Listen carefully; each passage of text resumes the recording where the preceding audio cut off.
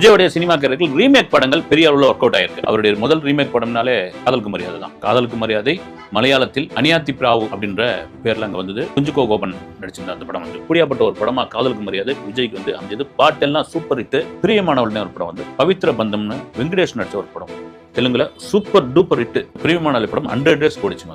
அது 1999 மலையாளத்தில் வந்த படம் வந்து பிரின்ஸ் சித்திக் தான் டைரக்ட் பண்ணிருக்காரு. இந்த படம் வந்து இந்த படத்துல ஜெயராம், முகேஷ், அப்புறம் சமீபத்தில் மறைந்த நடிகர் இயக்குனர் சீனிவாசன் இவங்கெல்லாம் பண்ணியிருப்பாங்க. படம் சூப்பர் டூப்பர் ஹிட் வந்து இந்த படம் பார்த்துட்டு விஜயை வந்து நான் பண்ற சார்னு வந்தது வந்து அந்த படத்துல அந்த அங்க மலையாளத்தில் பண்ணதான் விஜய், சூர்யா, ரமேஷ் கண்ணா பண்ணியிருந்தாங்க. பத்ரி தெலுங்கில் சூப்பர் டூப்பர் அடித்த தம்புடு படத்தினுடைய ரீமேக். அது தம்புடு படம் வந்து பவன் கல்யாண் நடிச்சிருப்பார். அந்த படம் பெரிய ஹிட். இங்க வந்து பத்ரின்ற பேர்ல வந்து ரொம்ப பாக்ஸ் ஆஃபீஸ்ல இது ஒரு ஹிட் படம், நல்ல வசூல கொடுத்த படம் வந்து கில்லி. விஜயோடைய சினிமா வாழ்வில் மிக மிக மிக முக்கியமான ஒரு படம் வந்து கில்லி. தெலுங்குல வந்து ஒக்கடு மகேஷ் பாபு பட்டை கழிப்பு இருந்த படம். நீங்க அப்படியே கில்லியை பாத்தீங்கன்னா மகேஷ் பாபுடைய மேனரிசத்தோடய வந்து விஜய் நடிச்சிருப்பார். ஏற்கனவே அந்த படம் வந்து அப்படி விஜய்க்கு கனெக்ட் ஆகி போச்சு. எல்லாருக்குமே பிடிக்கும். இந்த கில்லிக்காக வந்து மகாபலிபுரத்துல ஒரு பெரிய செட்டு ஒன்று போட்டு லைட் ஹவுஸ் எல்லாம் வச்சு பெரிய பொருட்செலவுல பண்ணாங்க.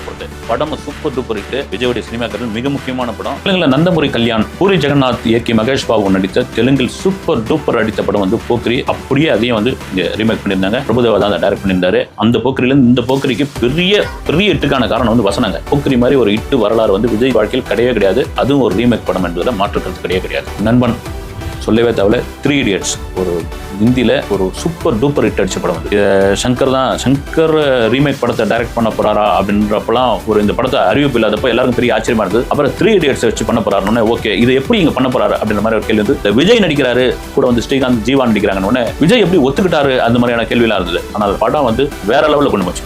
எதுக்கு சொல்றோம்னா இத்தனை படங்கள் வந்து விஜய் ரீமேக்கில் நடித்த படங்கள் தான். இத்தனையும் சூப்பர் ஹிட் படங்கள் தான். அவர் ஏதோ புதுசா வந்து ரீமேக்ல நடிக்கிறாரு, பகவந்த் கேசரி ஏதோ புதுசா பண்றாரு அப்படின்ற மாதிரி பகவந்த் கேசரி பண்ணிட்டாங்கன்னு கடைசி படம் இன்னும் வேற ஏதாவது ஒரு கதையை அனந்தரிக்கக்கூடிய ஒரு அரசியல் விஷயத்தை கையில் எடுத்து பண்ணிருக்கலாமே அப்படின்னு தான் எல்லாருடைய ஆதங்கம்.